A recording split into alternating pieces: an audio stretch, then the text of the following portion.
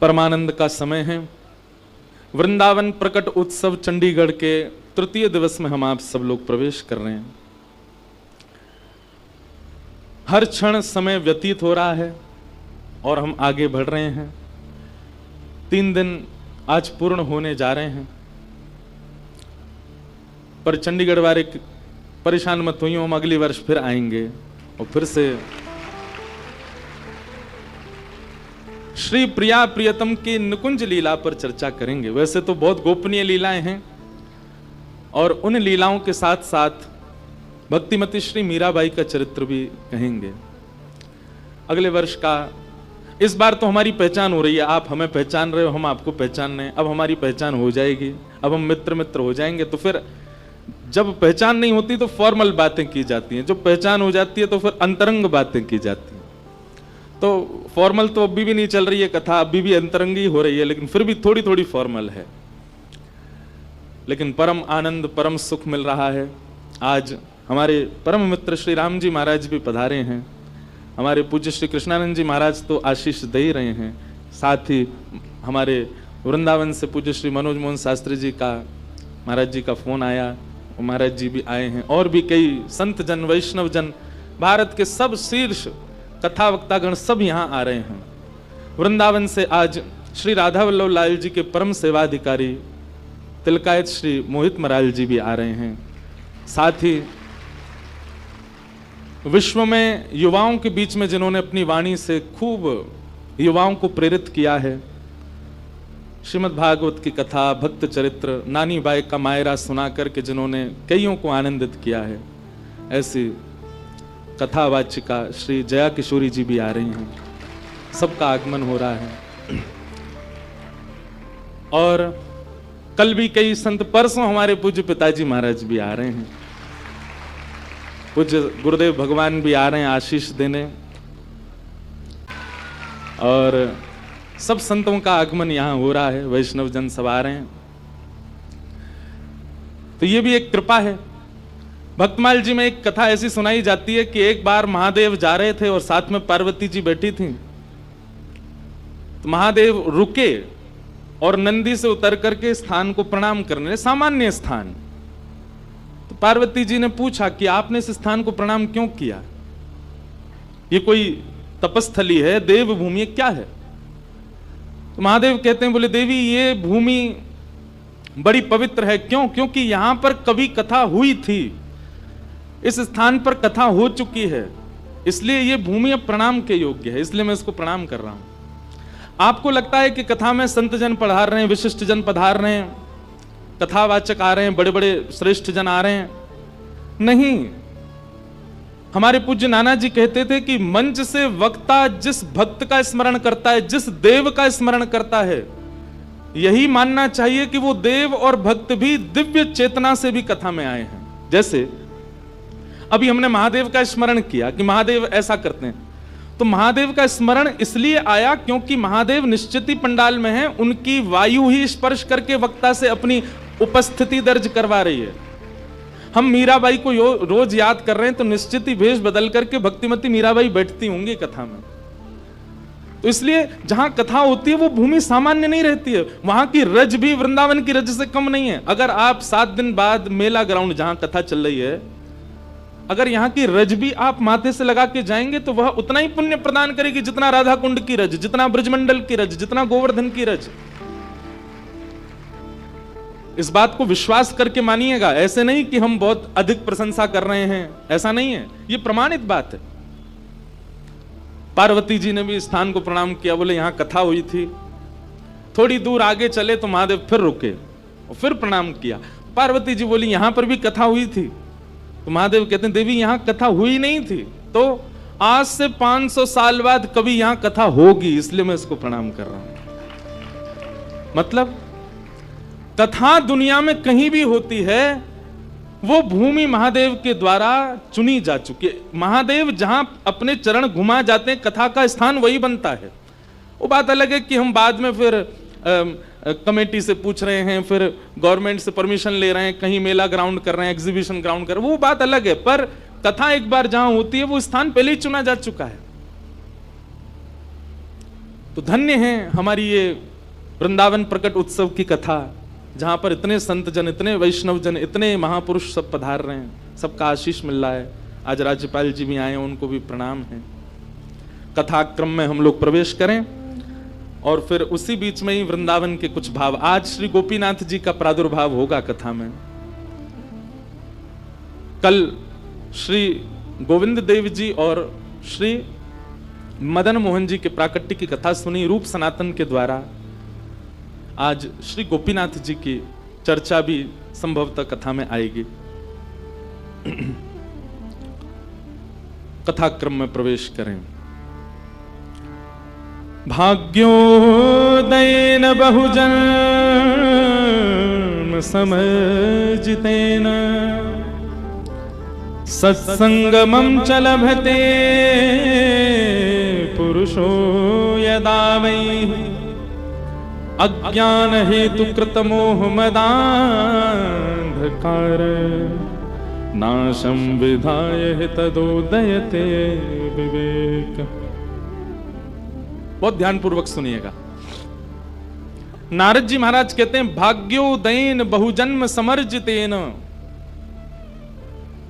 कई बार लोग बहुत पुण्य कर्म करते हैं। हमारे पंजाब में इतनी सारी कुल देवियां, हमारी ब्रजमंडल की कुल देवी भी धर्मशाला के पास कांगड़ा देवी, ब्रजेश्वरी देवी हमारी कुल देवी हैं। कई लोगों की कुल देवी यहां विराजती हैं। तो लोग पुण्य के लिए देवियों के दर्शन करने जाते हैं, गंगा स्नान करते हैं, महादेव पर बिल्व पत्र चढ़ाते हैं। इस प्रकार की कुछ ना कुछ पुण्य अर्जन करने की योजनाएं करते रहते हैं। बहुत ध्यानपूर्वक सुनिएगा। लेकिन कई बार बहुत पुण्य करने के बाद भी, बहुत अच्छा व्यवहार रखने के बाद भी, बहुत अच्छी बुद्धि रखने के बाद भी हमारे साथ अच्छा नहीं होता। कुछ ना कुछ चलता ही रहता है और फिर हम ये सोच में पड़ जाते हैं कि मैंने कुछ इतना खराब तो किया नहीं, फिर मेरे साथ ऐसा क्यों होता है। इसके पीछे दो बातें। पहली बात कि प्रारब्ध व्यक्ति कब भोगेगा ये कोई नहीं जानता, वो कभी भी भोग सकता। आज भीष्म पितामह का चरित्र आएगा कथा में। भीष्म पितामह भगवान श्री कृष्ण से कहते हैं कि मुझसे ज्यादा पापी दुर्योधन, मुझसे ज्यादा पापी दुशासन, मुझसे ज्यादा पापी ये सारे कौरवजन, इन लोगों को इतना कष्ट नहीं हुआ होगा मृत्यु में जितना कष्ट आपने मुझको दिया है। एक बाण एक गदा में सबका वध हो रहा है, मुझको आपने असंख्य बाण मारे। मैंने इतना बड़ा पाप किया है क्या कोई? नाथ, अपने 100 जन्मों की मुझको याद है, मैंने इतना बड़ा, इतना भयावह पाप तो नहीं किया कि आपने मुझे इतनी बड़ी पीड़ा दी। तो भगवान कहते हैं कि भीष्म पितामह 100 ही जन्म होते हैं क्या? 101वां नहीं हो सकता। तुमको 100 जन्मों की याद है और मैं तुम्हें 101वां जन्म बताऊं तो? भीष्म पितामह बोले मतलब मैं बाणों की सैया पर 101वें जन्म का प्रारब्ध भोग रहा हूं। भगवान बोले हाँ। भीष्म पितामह ने हाथ जोड़ लिए, बोले धन्य नाथ, ये आप ही संभालो इस काम को, हमारे तो पूरी बुद्धि घूम जाएगी, हम समझ ही नहीं पाएंगे कि हम किस कर्म का कर्तव्य, किस कर्म का फल भोग रहे हैं अभी। इसलिए भैया वृंदावन रस में रहवे वारे इनको फर्क ना पड़े, जीवन में जो होता रहे। वे तो यही विचार करें कोई जन्म को कब कहां भोग रहे हैं, भैया भोग ले, निवृत्त है ले। जीवन में आने वाले प्रारब्ध जो हैं ये हमारी परीक्षा है। संसार एक विद्यालय है, विद्यालय में जाने वाले को परीक्षा देनी पड़ती है। और यदि विद्यालय जाने वाला बालक ये कहे मैं परीक्षा नहीं दूंगा, ये तो कोई तुक नहीं बैठा ना। इसलिए यहां पर परीक्षाएं होती हैं हमारे प्रारब्ध के रूप में, उनको भोग लेना चाहिए। उसके प्रति यह भावना नहीं रखनी चाहिए कि नहीं नाथ ऐसा क्यों कर रहे हैं, नाथ ये क्यों हो रहा है, नाथ ऐसा क्यों हो रहा है। तो हम जिस विषय पर चर्चा कर रहे हैं वो ये है कि कई बार हम बहुत पुण्य करते हैं, बहुत अच्छा करते हैं, लेकिन फिर भी हमारे साथ अच्छा नहीं होता। तो हम ये सोचते हैं कि वो पुण्य जा कहां रहा है जो हम कर रहे हैं, इकट्ठा हो रहा है, अर्जित हो रहा है।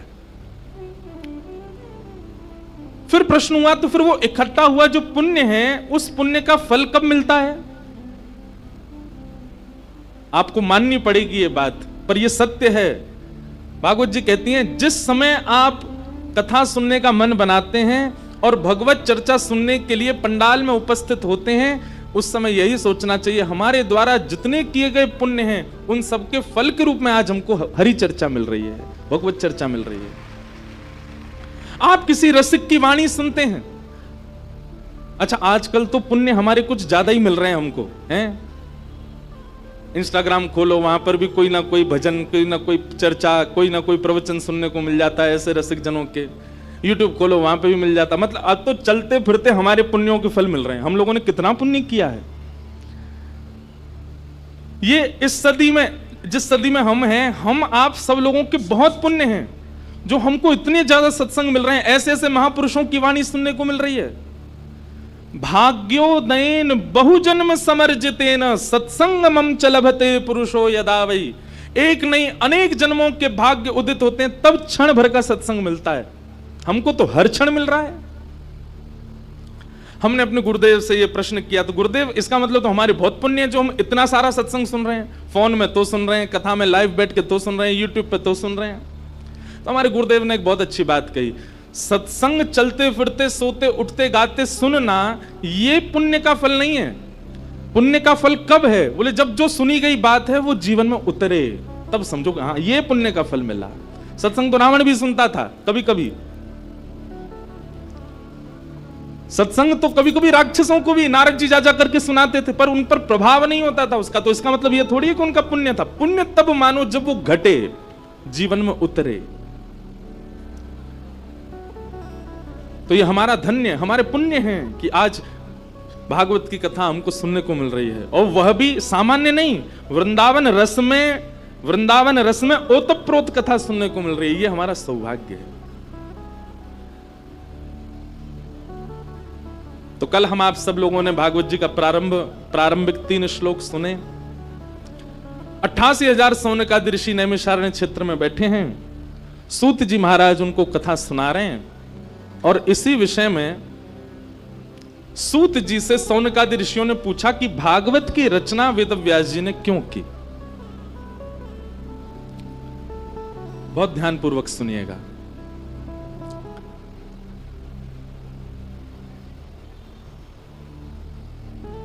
भवतानुदित प्रायं यशो भगवतो मलम् येनैवासौ न तुष्येत मन्ये तद्दर्शनम खिलम्। वेदव्यास जी महाराज जिन्होंने हिंदू वैदिक सनातन धर्म को अनेक ग्रंथ प्रदान किए, मानव कल्याण के लिए वेदव्यास जी ने सबसे पहले 4 वेदों को लिखा। बंधुओं पहले एक ही वेद था, उस वेद का नाम क्या था? प्रणव। प्रणव का मतलब क्या होता है? ओमकार। पहले एक ही वेद था। मतलब एक प्रकार से देखें तो प्राचीन काल में ऐसा होता था कि मंच पर बैठकर के व्यास केवल ओम शब्द का उच्चारण करता था और हजारों श्रोताओं को अपने प्रश्नों के उत्तर मिल जाते थे। वेदः प्रणव एवाग्रे। व्यास जी ने विचार किया कि कलयुग आने वाला है, लोगों की बुद्धि इतनी सक्षम नहीं है कि ओम से कल्याण कर लें। तब उन्होंने 4 वेद लिखे, ऋग्वेद, यजुर्वेद, सामवेद, अथर्ववेद। और उसके बाद भी व्यास जी को लगा कि शायद इससे भी इतना मानव कल्याण तो नहीं हो पा रहा है। तब व्यास जी ने अनेक पुराणों को लिखा। 18 उपपुराण लिखे गए, 17 महापुराण लिखे गए, और महाभारत जैसा शास्त्र लिखा गया। लेकिन वेद व्यास जी महाराज को फिर भी चित्त में प्रसन्नता नहीं हुई। प्रसन्नता का मतलब अपनी क्रिया से तृप्ति होनी चाहिए ना। हम जो कर रहे हैं उससे हमको संतोष होना चाहिए कि मैंने अच्छा किया। हमारे विपराग जी कोई गाना गाते हैं तो ये जब गाना गा के निकलते होंगे, ये उसी समय सोच लेते होंगे अगर इनको संतोष हुआ होता है तो वो निश्चित है कि सब उसको सुनेंगे ही सुनेंगे। जब क्रिया करने वाले को अपने कार्य से स्वयं संतोष नहीं होता ना, तो निश्चित है कि उससे किसी को संतोष नहीं होगा। बहुत ध्यानपूर्वक सुनिएगा।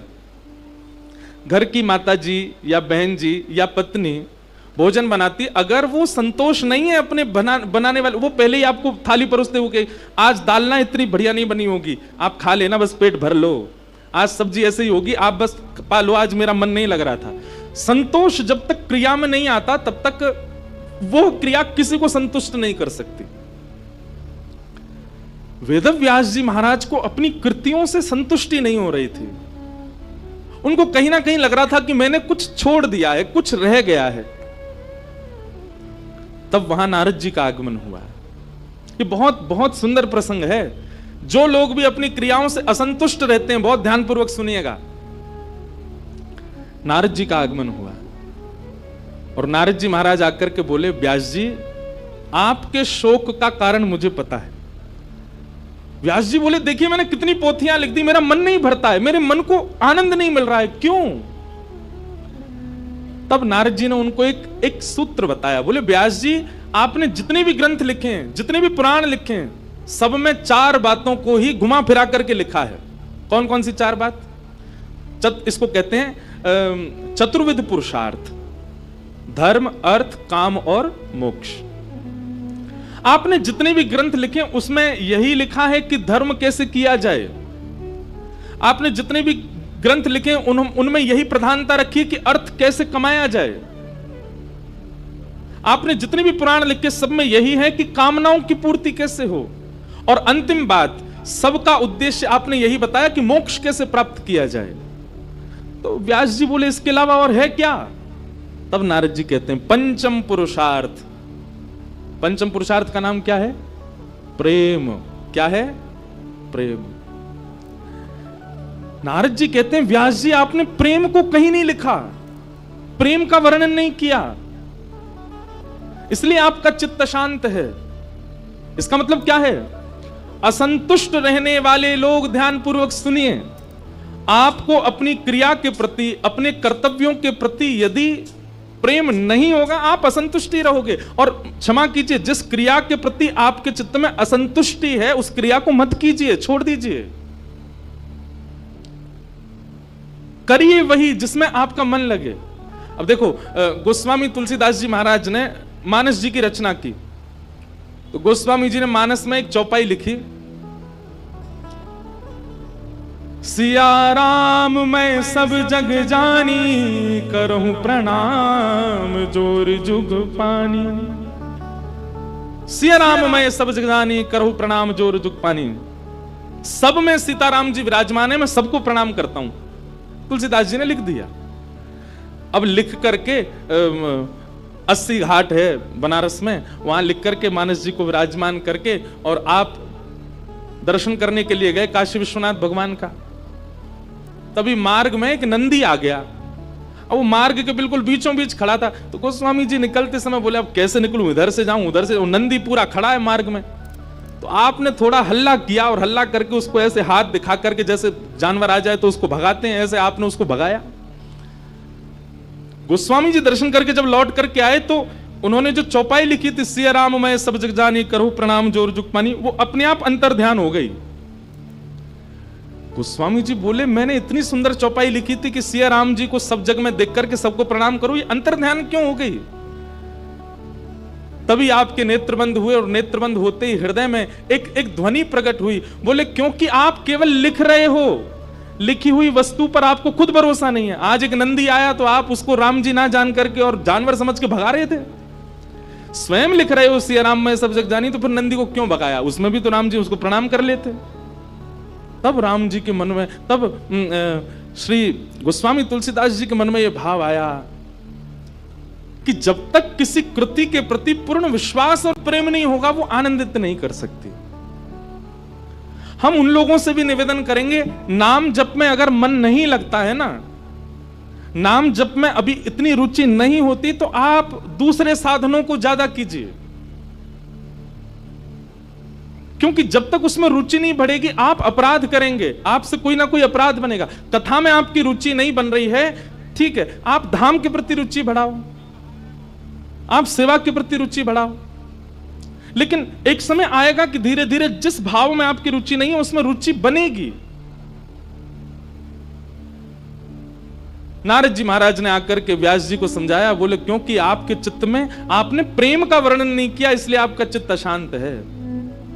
हे व्यास जी, प्रेमी व्यक्ति को धर्म से कोई मतलब नहीं होता, प्रेमी व्यक्ति की कोई कामना नहीं होती, प्रेमी व्यक्ति का अर्थ से भी मतलब, अरे कहां तक कहें, प्रेमी व्यक्ति को मोक्ष भी नहीं चाहिए।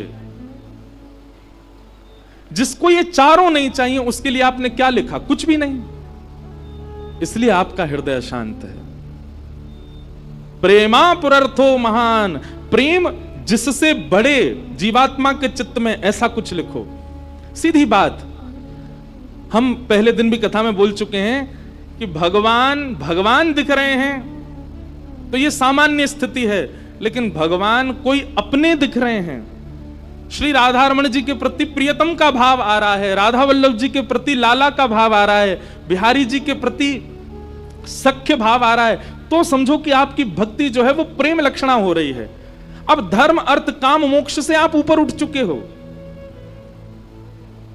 क्योंकि ठाकुर जी के प्रति अब भगवत भाव नहीं, अब प्रेम भाव है।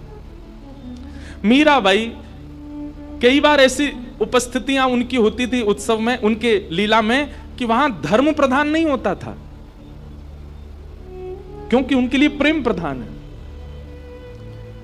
सूरदास जी की पूरे चरित्र में आप देखेंगे कई बार धर्म अर्थ काम मोक्ष की सीढ़ियों को छोड़ करके ऊपर चढ़ जाते थे, क्यों? प्रेम प्रधान।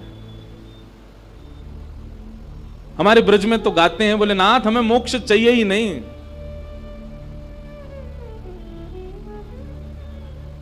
कहाँ करूं वैकुंठ ही जाए, कहाँ करूं वैकुंठ ही जाए, जहाँ नहीं नंद, जहाँ नहीं यशोदा, जहाँ नहीं नंद, जहाँ नहीं यशोदा, जहाँ नहीं गोपी ग्वाल और गाय, जहाँ नहीं गोपी ग्वाल और गाय, कहाँ करूं वैकुंठ ही जाए, कहाँ करूं वैकुंठ ही जाए।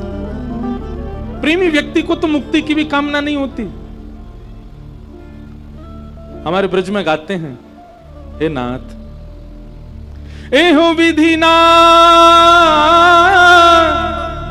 तो पे अचरा पसार मांगू, जन्म जन्म दीजो याही ब्रज वसिवो, एहो विधि ना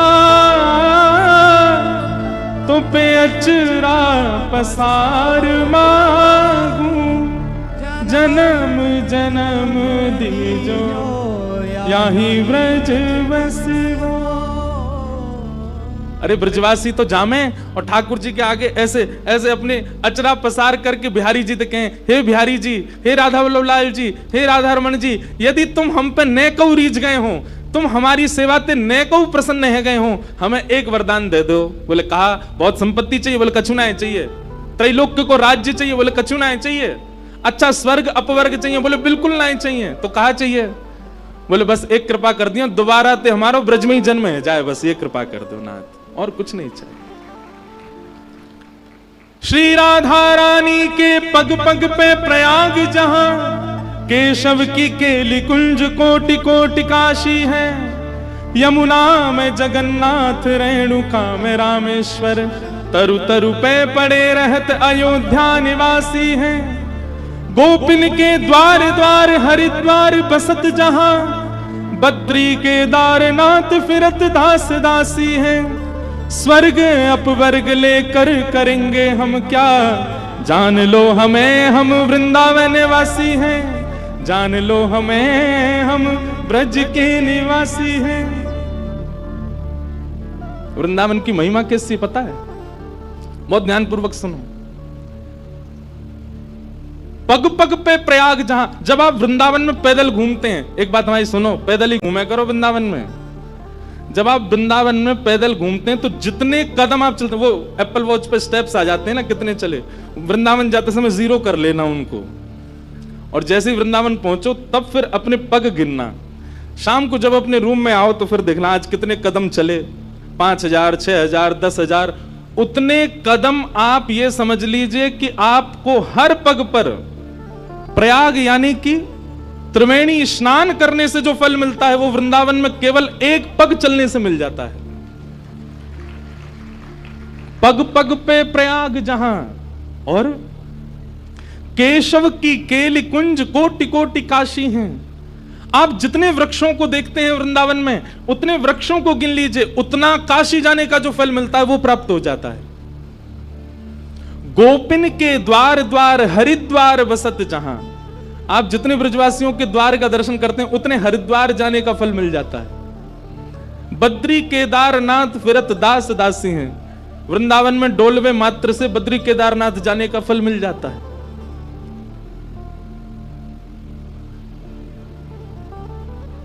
राधा रानी के पग पग पे प्रयाग जहां, केशव की केली कुंज कोटि कोटि काशी हैं।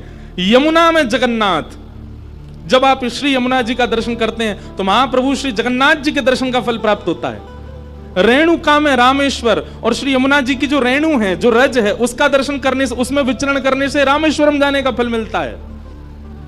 तरु तरु पे पड़े रहत अयोध्या निवासी हैं, वृंदावन के हर मोड़ को पार करने से अयोध्या जाने का फल मिल जाता है।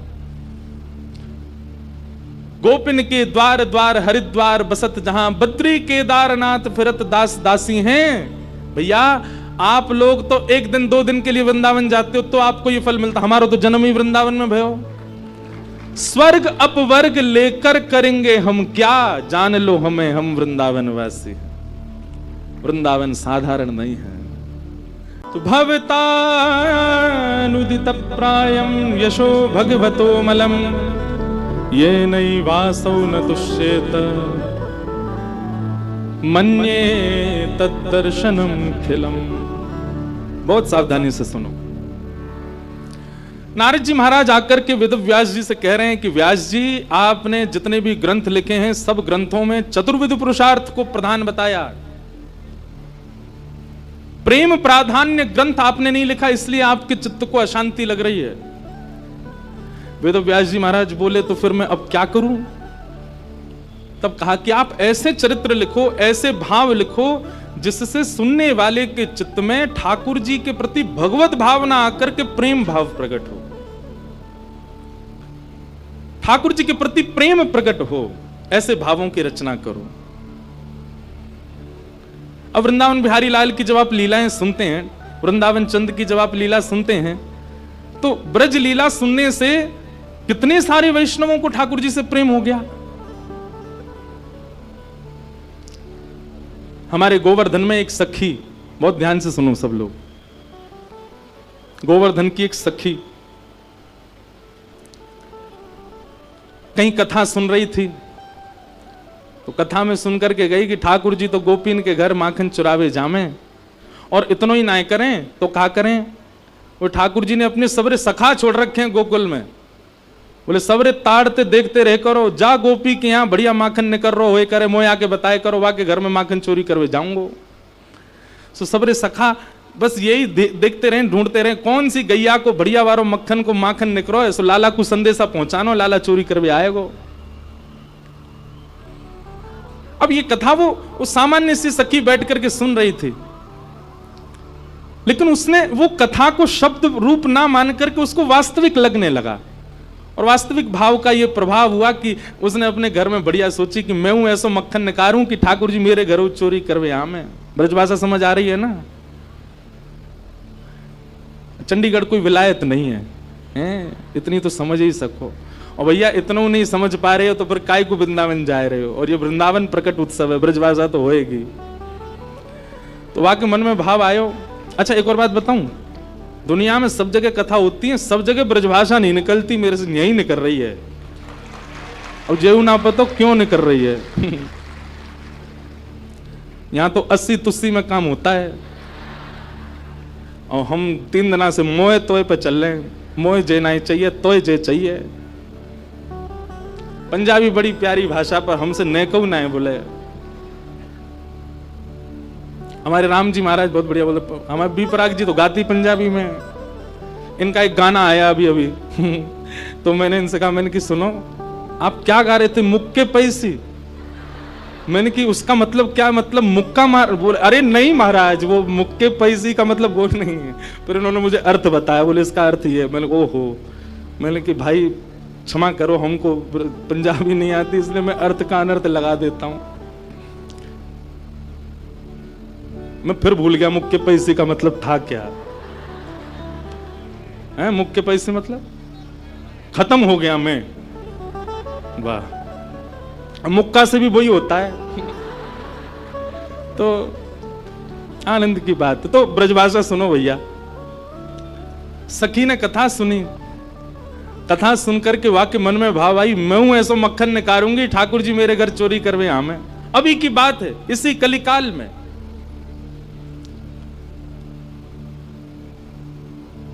अब मक्खन निकाल लियो, निकाल करके माने मटका में मक्खन सजाए लियो, और वाक्य मन में आई कि ठाकुर जी को कैसे पता चले कि मैंने मक्खन निकालो है।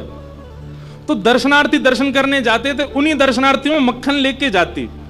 तो सब तो सामग्री मंदिर में चढ़ा देते, वो चढ़ाती नहीं, पीछे खड़े होकर के वहीं से मक्खन के पात्र को ठाकुर जी को दिखाती, और ठाकुर जी दिखा कहती, धोरी गैया के दूध सो बढ़िया रात में जमाए करके मैंने दही निकारो, वह दही से ऐसो बढ़िया मक्खन निकारो लाला। लेकिन ये मैं तो दे के ना जाऊंगी, अपने घर में छीका पे लटकाए के रखूंगी, तेरी इच्छा होए तो चोरी करवे आ जाइयो। श्रीनाथ जी के मंदिर में जाके ठाकुर जी को लोभ देती है। वैसे कोई करे ऐसा, बढ़िया खीर बनावे, चंडीगढ़ से जावे वृंदावन और ठाकुर जी को जाकर के बिहारी जी को के बिहारी जी आपके लिए खीर बनाए, पर हम यहां नहीं देंगे, चंडीगढ़ आके आओ, पाना है तो आप तो आ जाएं। लेकिन भैया एक बात बताएं, सोची समझी सूझबूझ से सेवा नहीं होती। सेवा तो अचानक आपके भाव से हो जाती है, बस सोच समझ करके करने वाला वो प्रेम नहीं होता। प्रेम सोच समझ के थोड़ी किया था, प्रेम तो हो जाता है जिसमें प्रेमी को सोचना पड़ता है कि अब मैं क्या करूं, वो प्रेम नहीं है। तो समझो प्रेम वहां घटा है, बस अपने आप हो जाए, सहज भाव से कुछ कर दिया और वो हो गया, वो प्रेम है। सखी ने मक्खन ऐसे ठाकुर जी को दिखाया, लाला मेरे घर चोरी करवे आ जा, ऐसा बढ़िया मक्खन है। और वहां ने सब बता दियो, मंदिर से निकल के सीधे जाओगे, पोखरते दाएं मुड़ जाइयो, वहां से बाएं मुड़ जाइयो, वहां सीधे आइयो, वहीं मेरो घर है, और मैं घर के सब लोग सो जामे रात्रि में, तब आए जाइयो, चुपचाप चोरी करके जाइयो। लाला मैं बस इतना देखना चाहूं, सुबह उठूं तो मेरे मटका को मक्खन खत्म है गयो, मैं वही से प्रसन्न रह जाऊंगी कि लाला आयो। मुझे इच्छा ना है कि मैं तेरो दर्शन करूं, मैं तो पकड़ूं, मेरा मन बस ये कि मैं जो सामग्री बनाऊं तुम पाके चले जाओ। एक दिन निकल गया, ठाकुर जी नहीं आए। रोज सुबह सखी उठती है और मटकी उतार करके देखती है मक्खन तो ज्यों को त्यों रखो है अभी भी। दूसरे दिन फिर नया मक्खन निकल, फिर गई ठाकुर जी को, लाला तू मान ना रहो मेरी बात, मैं तोकू दावे ते कह रही हूं, ऐसा मक्खन तेने पायो नहीं होगा, तो एक बार आ जा। दूसरे दिन भी ठाकुर जी नहीं आए, तीसरे दिन फिर आए गई, फिर से आकर के ठाकुर जी को लोभ दे। अब वो रोज नए नए मक्खन निकाल के लावे और पीछे से ठाकुर जी को दिखावे। तो श्रीनाथ जी मंदिर में खड़े हैं, ऐसे कटाक्ष नीचे नेत्र हैं, सामने कुंभन दास जी बैठकर के कीर्तन सुना रहे थे। ठाकुर जी खड़े खड़े खड़े खड़े, ठाकुर जी के मुख में से लार टपकन लगी, यहां पे लार गिरन लगी, और वह लार को सामने बैठे भाई कुंभन दास जी ने देख लियो। कुंभन दास जी बोले, जय जय जय जय जी, लार कैसे निकल रही है, का है गो, भूख लग रही है का? तो ठाकुर जी तो कुंभन दास जी से बात करते थे। ठाकुर जी, एक कुंभना, एक सखी आवे रोज और पीछे खड़ी खड़ी वहीं ते मक्खन दिखावे मुझे, और मुझको रोज लोभ दे के जाए, तुम चोरी करवे आ जाओ, तुम चोरी कर। अब मुझे तो यूं भय लगे, जो कलिकाल है, जो कलयुग है, कलयुग में मैं यदि सचल है गयो तो सब पकड़ लेंगे मुझको, अब मैं बाकी यहां कैसे जाऊं, मेरे खावे को बड़ो मन कर रहा है। कुंभन दास जी के नेत्र सचल हो गए, बोले, जय हो नाथ, आपके रसोई घर भंडार में कोई कमी है? अरे इतनो मक्खन, इतनो दही, इतनो दूध, इतनी गौशाला, इतनी गैयान को दूध रोज आपके मंदिर में आवे, वही सखी कोई क्यों चाहिए? बोले, अरे तो तू नहीं समझेगो, वो बड़े प्रेम ते आवे और सब तो चढ़ा जामे यहाँ पे। अब देखो, हमने कोई सामग्री मंदिर में चढ़ाई, भोग लगी कि नहीं हमको क्या पता, इतने लोग लाते हैं सामग्री, सबका भोग लगता है, कोई जरूरी थोड़ी।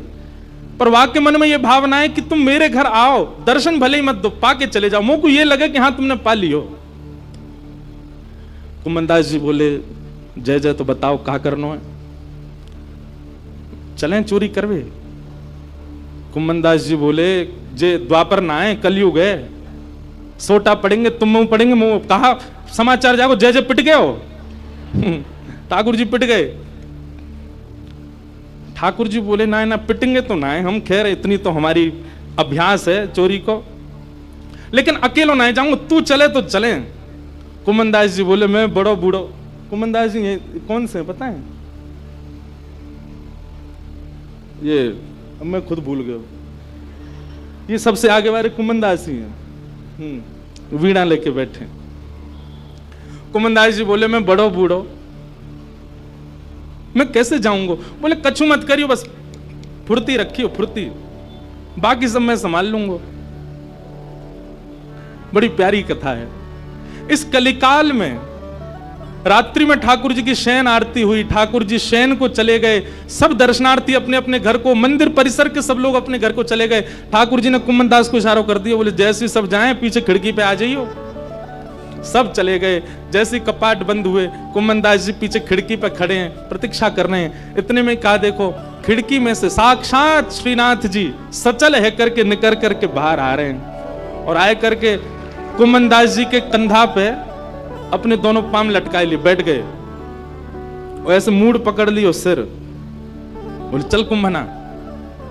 बोले जानो कहां को? बोले तू चल, मैं बता रहा हूं ना, यहां से सीधे चल, आगे पोखर आएगा, माते दाएं मुड़ जाइयो, फिर माते बाएं मुड़ जाइयो, बाएं तो फिर सीधे जाइयो, सीधे तो फिर बाएं मुड़ जाइयो, मही हवा को घर। कुम्मनदास जी बोले पूरी दुनिया आपका पथ जानती है, पर आप अपने प्रिय का पथ जानते हो नाथ। ये सौभाग्य है उस सखी का कि आप उसका पथ जानते हो, आप उसका मार्ग जानते हो। कुम्मनदास जी ने दोनों पांव पकड़ रहे, छोटे से ठाकुर जी कंधा पे बैठे हैं और सब बता रहे हैं यहाँ तो मुड़ जा, यहाँ तो मुड़ जा, सीधा चल।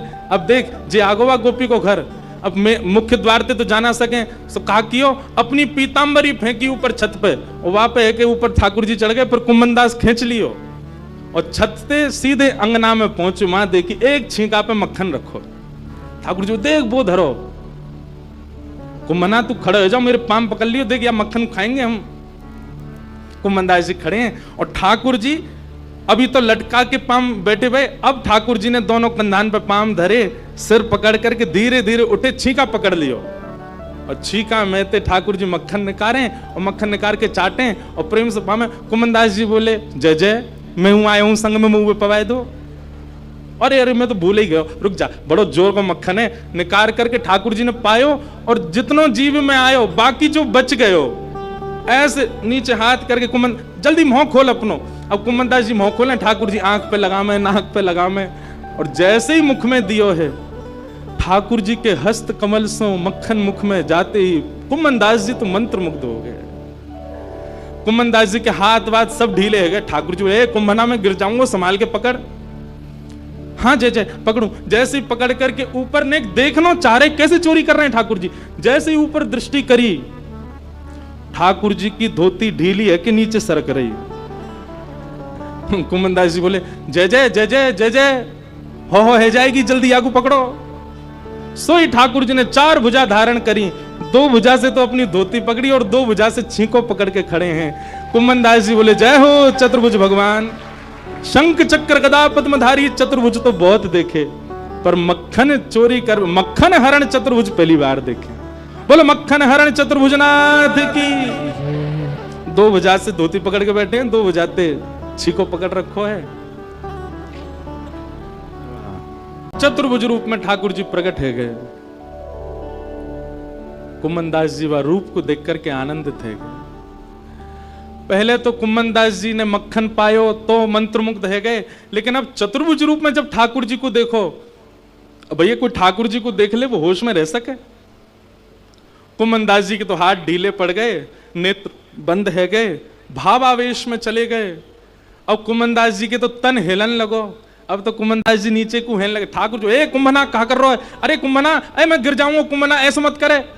कुम्मनदास जी को कहां सुनाई दे, और इतने में ही कहा कुम्मनदास जी तो बेसुध है कि नीचे भय, और ठाकुर जी वही छीका पे ही लटक गए।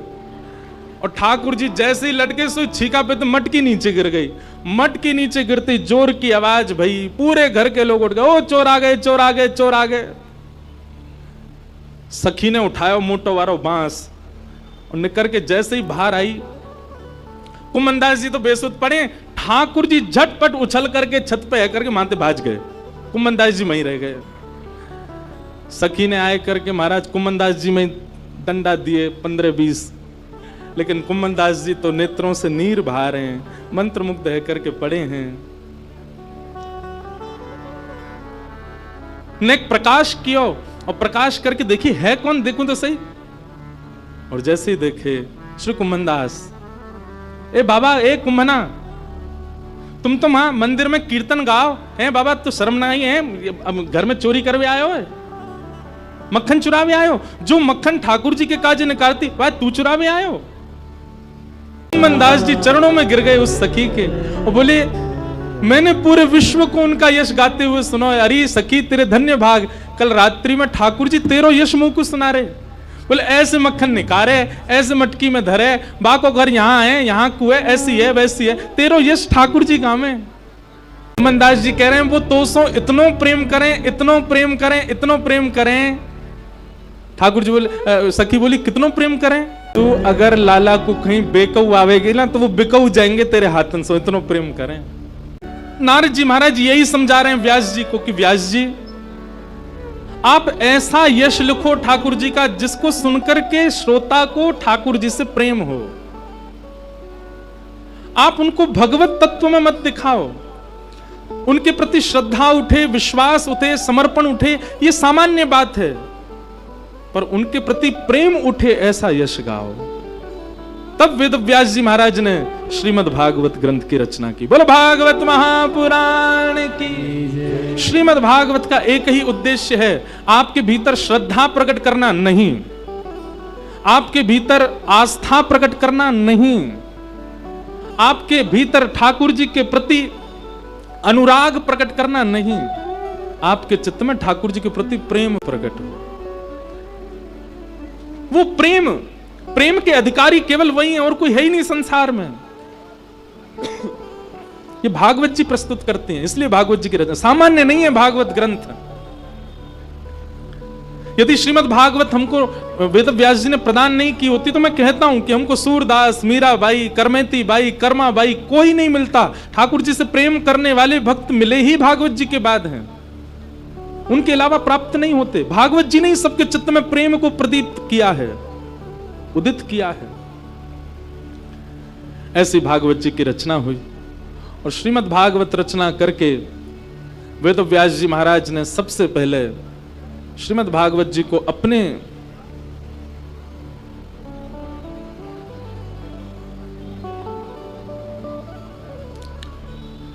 पुत्र श्री शुकाचार्य जी को प्रदान किया, सुखदेव जी को प्रदान किया।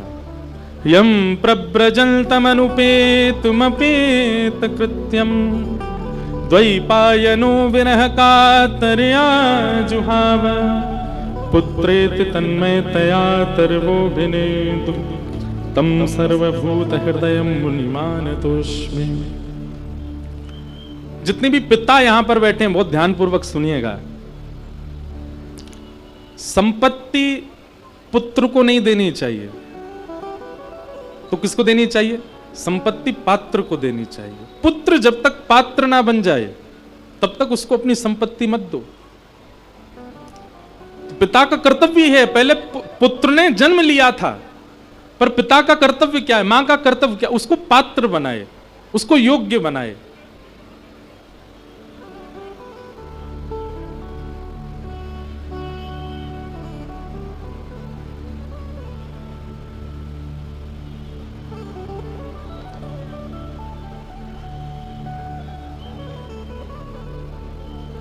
बोलो वृंदावन बिहारी लाल की।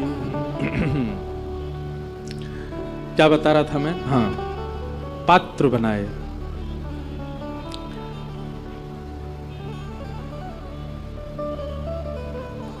वेद व्यास जी महाराज ने अपने पुत्र श्री शुकाचार्य जी को प्रदान किया और शुकाचार्य जी ने फिर वही भागवत की कथा राजा परीक्षित को सुनाई। प्रश्न होने लगा कि राजा परीक्षित कौन है। तब यहां से महाभारत का प्रसंग सुनाया गया कि यदा मृधे कौरव संजयानां वीरेस्वथो वीरगतिं गतेषु ब्रकोदरा विक्त गदा विमर्श भृगुनुरुदंडे धृतराष्ट्रपुत्रे। महाभारत का प्रसंग है तो बिल्कुल अंतिम भाग भागवत में वर्णन किया गया है, उसमें हम ज्यादा नहीं जाएंगे, बहुत अलग विषय हो जाता है। पर परीक्षित को 7 दिन में मरने का श्राप कैसे लगा उसके लिए हमको थोड़ा तो सुनना पड़ेगा, इसलिए मैं थोड़ा सूक्ष्म में कह करके और स्तुति प्रकरण की ओर चलूंगा।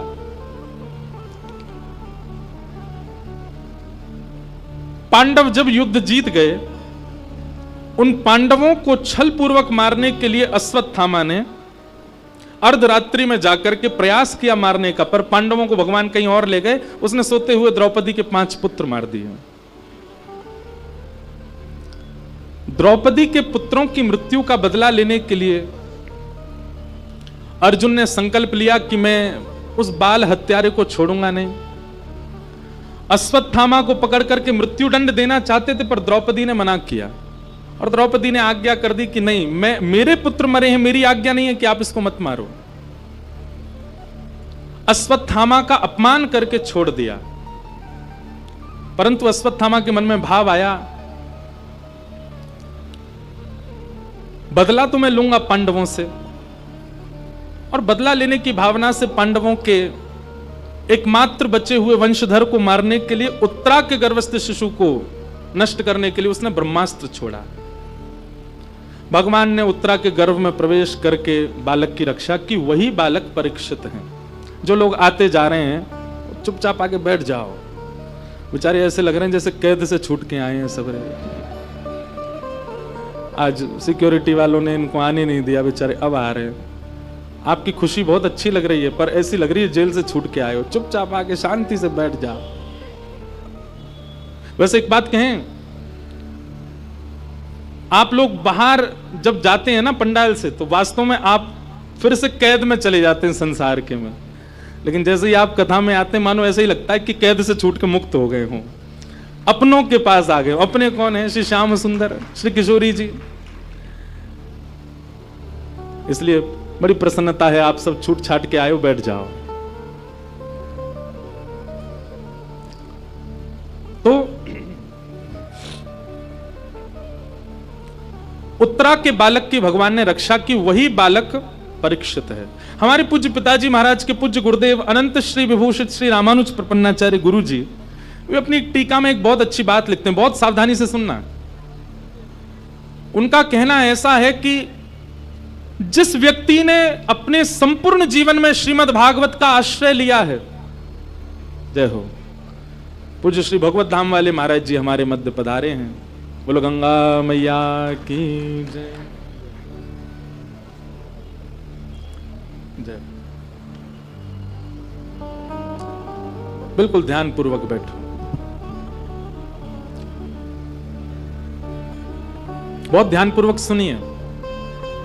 जिस व्यक्ति ने अपने जीवन में श्रीमद् भागवत जी का आश्रय लिया है,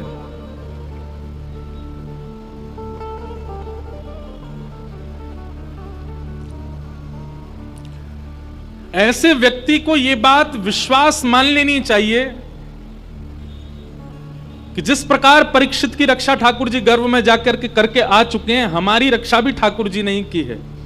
क्यों? ठाकुर जी ने परीक्षित की रक्षा क्यों की? कारण एक ही है, क्योंकि ठाकुर जी जानते हैं भविष्य में चलकर के मेरे भागवत का सर्वश्रेष्ठ श्रोता होने वाला है। अपने भक्त बहुत प्रिय हैं ठाकुर जी को, वैष्णव बहुत प्रिय हैं, उनकी हर स्थिति में ठाकुर जी रक्षा करते हैं। और निश्चित है जो भी वैष्णव रूप धारण करता है इस कलिकाल में, उसकी निश्चित है कि मातृगर्भ में ठाकुर जी का उसको दर्शन हुआ है, ठाकुर जी ने उसकी रक्षा की है, इसीलिए वो वैष्णव भाव में आ चुका है। परीक्षित की भगवान ने रक्षा की। भगवान द्वारिका जा रहे थे, उत्तरा के गर्भ के बालक की रक्षा करके भगवान जैसे रथ में बैठे, कुंती ने भगवान की स्तुति गाई। इतनी सुंदर स्तुति है कुंती की, अद्भुत। कि नमस्ये पुरुषं त्वाद्यं ईश्वरं प्रकृते परं अलक्ष्यं सर्वभूतानां अंतर्बहिर्वस्थितम्। बहुत ध्यानपूर्वक सुनो अब सब लोग। कुंती भगवान से जो कह रही है, श्रीमद् भागवत की सबसे पहली स्तुति है कुंती स्तुति। मैं ऐसा कहता हूं कि भागवत जी की जो नींव है,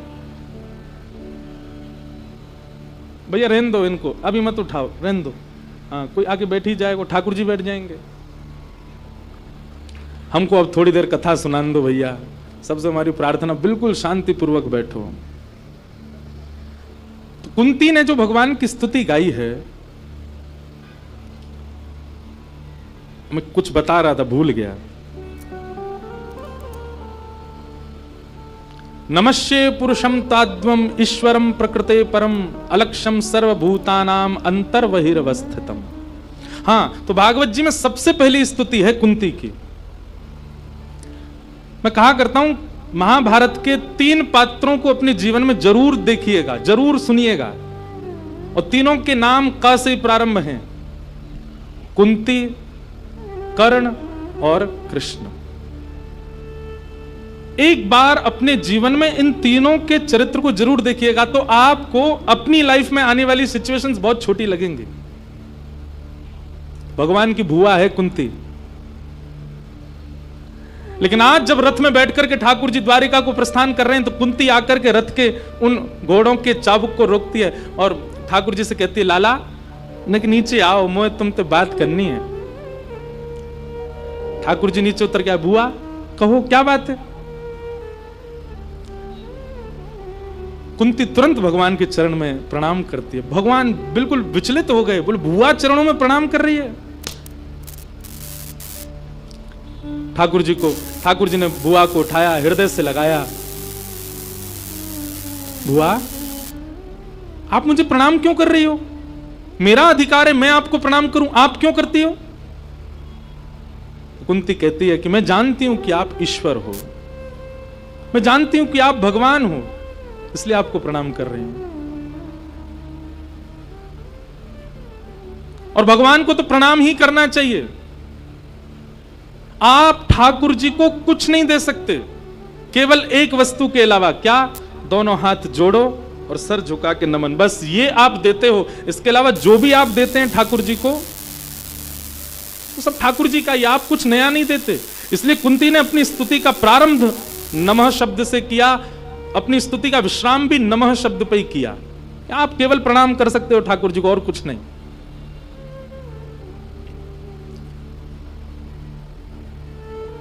भगवान कह रहे हैं, बुआ अब ये क्या मेरे को भगवान भगवान बोल रही हो? कुंती कहती मैं बोल नहीं रही हूं, मैं वास्तविकता आप भगवान हो, इसलिए आपको प्रणाम कर रही हूं। ठाकुर जी बोले, अच्छा मैं भगवान हूं? बोले हाँ। तो बुआ एक बात बताओ, भगवान तो सर्वव्यापी होता है। अब देखो ठाकुर जी अपने ही तत्व को अपने भक्त से सुनना चाह रहे हैं। भगवान कहते हैं मैं भगवान हूं? बुआ बोले हाँ भगवान हूं। तो भगवान तो सब जगह होता है? बोले हाँ। तो फिर मेरे द्वारिका जाने से आप विचलित क्यों हो रही हो? मैं तो भगवान हूं, मेरा निवास तो सर्वत्र है।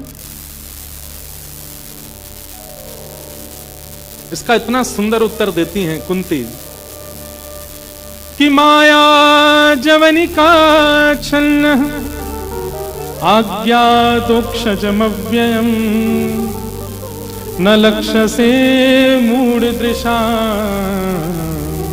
नटो नाट्यधरो यथा।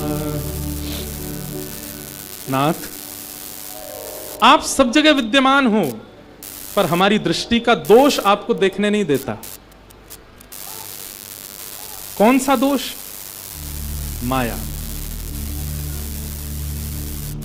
सबरे काम आज ही होंगे, कथा में बोलेंगे भी आज ही, माई कही आज ही खराब होएगा।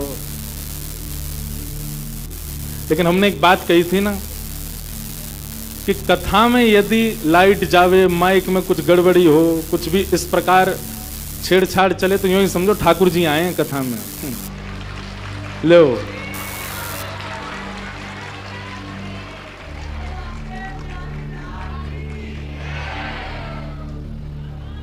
अब पता वहां घूमते घूमते मंच पे आके बैठ गए होंगे, यही हमारी यहीं की लाइट ही चली गई। जय हो। ठाकुर जी भी अद्भुत हैं। हमने एक बात कही थी ना कल कथा में, जैसा आप चाहते हो वैसा हो जाए, जो आप सोचते हो वैसा हो जाए, तो समझो ठाकुर जी आपसे नाराज हैं, इसलिए आप जो चाहते हो वो हो जाता है आपके साथ। लेकिन आप जैसा चाहते हो वैसा ना होवे तो समझो ठाकुर जी आपसे प्रसन्न हैं। क्यों? प्रेम का ये स्वरूप है कि प्रेमी अपने प्रेमी को उसकी प्रिय वस्तु देने में बहुत परेशान करता है। तो ठाकुर जी छेड़ रहे हैं, बोले आज या को मन लग रहा हो कथा में दारी के करण नहीं दूंगा। लेकिन भाव से सुनो आप, और मैं बार बार भूल और जाता हूं, मेरा ध्यान बहुत जल्दी टूट जाता है। कुंती स्तुति बहुत सुंदर है। तो भगवान ने पूछा कि मैं तो सर्वत्र हूं, फिर मेरे द्वारिका जाने से आपको इतनी परेशानी क्यों हो रही है? बुआ, मेरा तो निवास सब जगह है ना, और मैं सब जगह हूं तो एक रूप से द्वारिका में हूं, एक रूप से कण कण में, यहां पर भी आप रोक क्यों रही हो फिर मेरे जाने से? कुंती ने उत्तर दिया, माया जवनिका छन्न आज्ञा दोक्षजमव्ययम न लक्ष्य से मूढ़ दृशाम नटो नाट्य धरो यथा। नाथ, आप सब जगह हो पर दोष हमारी दृष्टि में है। कैसे? जिस प्रकार कठपुतली को नचाने वाला कठपुतली को नचाता है, रुलाता है, सुलाता है, कठपुतली का ब्याह भी करा देता है, कठपुतली के बालक भी हो जाते हैं, कठपुतली कोई मर भी जाए, कठपुतली सारा एक स्वरूप, एक जीवन दिखा देती है। देखने वाले को थोड़ी देर में लगने लगता है कि ये कठपुतली रो रही है, कठपुतली सो रही है, कठपुतली जाग रही है, कठपुतली हंस रही है, पर वास्तविकता क्या है? कठपुतली के पीछे एक पर्दा है और उस पर्दा के पीछे अपने हाथों में डोर बांध करके कोई व्यक्ति चला रहा है। नाथ, यदि वो बीच में जो पर्दा पड़ा है उसको यदि हटा दिया जाए तो सारा भेद क्लियर हो जाएगा कि ये कठपुतली है और उसको नचाने वाला पीछे खड़ा है। ठीक वैसे ही नाथ, आप सब जगह विद्यमान हो। हमको लगता है सामने वाला हंस रहा है, सामने वाला रो रहा है, ये कितना धनवान हो गया, ये कितना निर्धन हो गया, ये कितना सुंदर है, ये कितना कुरूप है, लेकिन वास्तविक में इन सब के पीछे माया का पर्दा, और माया के पीछे आप बैठे हो, आप ही सब करवा रहे हो। माया के कारण आप दिखते नहीं, लेकिन यदि हमारे जीवन में सदगुरु आ जाएं तो सदगुरु आकर के उस माया के पर्दे को हटा देते हैं, तो सब क्लियर हो जाता है कि ये संसार में सब मिथ्या है, सब करा ठाकुर जी रहे हैं। आप सब जगह हो पर माया के कारण नहीं दिखते। जैसा चश्मा वैसी दुनिया। हमने माया को इतना ज्यादा देख लिया। माया का मतलब क्या होता है? माया की डेफिनेशन क्या है? ऐसी वस्तु, ऐसा व्यंजन, ऐसा व्यक्ति, ऐसा स्थान जो आपको ठाकुर जी से दूर खींचता है, जो आपको सद्भावना से दूर खींचता है, जो आपको सुंदर व्यवहार से दूर करता है, सब माया है। जिसके कारण आपके चित्त में क्रोध उत्पन्न होता है, जिसके कारण काम उत्पन्न होता है, जिसके कारण लोभ उत्पन्न होता है, वो सारी वस्तुएं माया हैं। और सीधी बात, जो ठाकुर जी को हमसे दूर कर दे वही माया है। ठाकुर जी जाके कारण हमसे दूर चले गए, वो माया है। और इसी माया के कारण ठाकुर जी नहीं दिखते। हो तो आप सब जगह पर माया के कारण नहीं दिखते नाथ।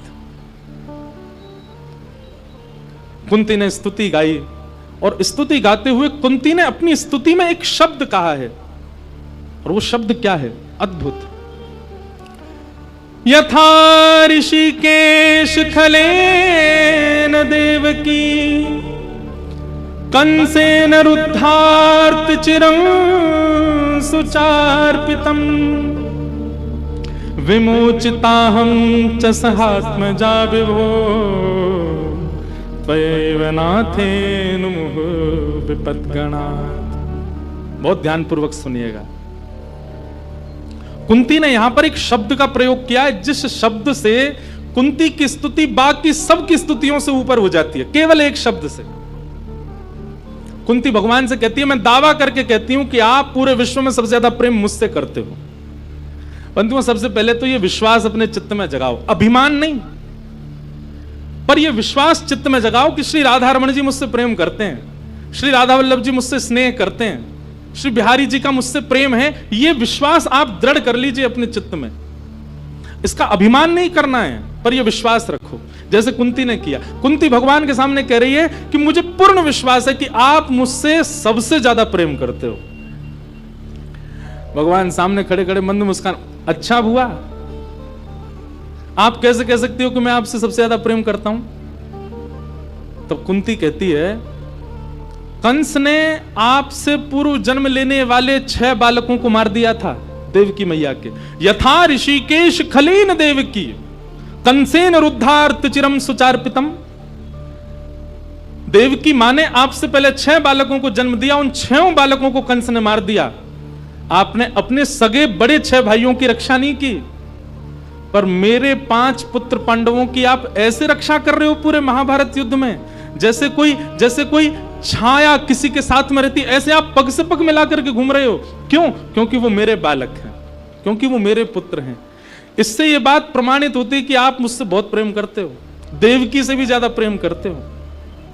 लेकिन नाथ, मैं भी आपसे एक बात कहना चाहती हूं। क्या? अब यहां पर वो शब्द प्रयोग किया, शब्द बहुत छोटा सा है लेकिन उसकी महिमा बहुत बड़ी है। क्या?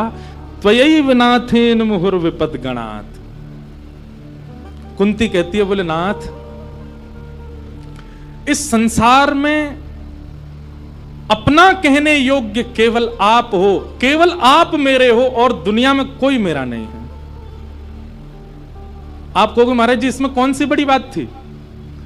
हम सबको अपना मानते हैं, ये भी मेरा है, ये भी मेरी है, वो भी मेरा है, वो भी मेरा है, और सब मेरों के साथ साथ ठाकुर जी भी मेरे हैं। लेकिन कुंती अपने बच्चों के सामने, अपने परिवार के सामने, 5 पांडवों के सामने कहती है, त्वयैव नाथेन, केवल आप मेरे हो और कोई मेरा नहीं है, केवल आप मेरे हो।